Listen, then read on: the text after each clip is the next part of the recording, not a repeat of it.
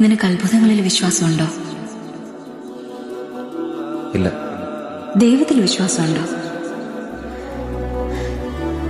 മനസ്സറിഞ്ഞ് അധ്വാനിക്കുന്നവന്റെ ജീവിതത്തിൽ ദൈവ അത്ഭുതം പ്രവർത്തിക്കും.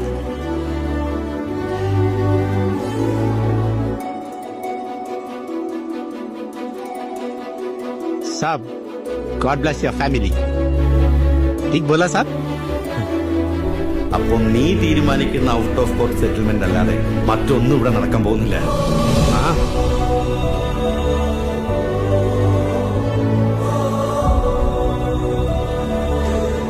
ജെറി,